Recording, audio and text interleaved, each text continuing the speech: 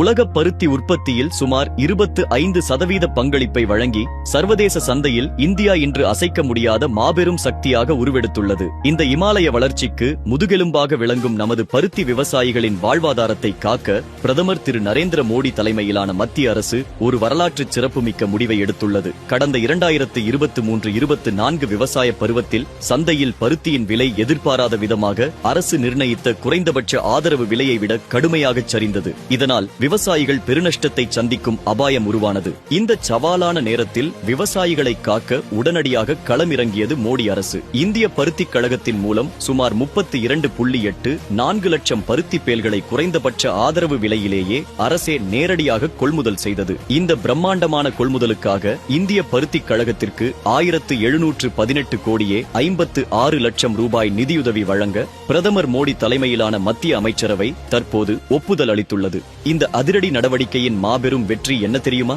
நாடு முழுவதும் சுமார் 7,25,000 விவசாயிகளின் வங்கிக் கணக்குகளில் எவ்வித இடைத்தரகர்களுமின்றி 11,712 கோடி ரூபாய் நேரடியாக செலுத்தப்பட்டுள்ளது. இது விவசாயிகளின் வியர்வைக்கு மோடி அரசு அளித்த மாபெரும் அங்கீகாரம். சவாலான நேரங்களில் விவசாயிகளுக்கு பாதுகாப்பான வருமானத்தை உறுதி செய்யும் பிரதமர் திரு நரேந்திர மோடி அவர்கள் தலைமையிலான தேசிய ஜனநாயக கூட்டணி அரசை தமிழகத்திலும் ஏற்படுத்துவோம்.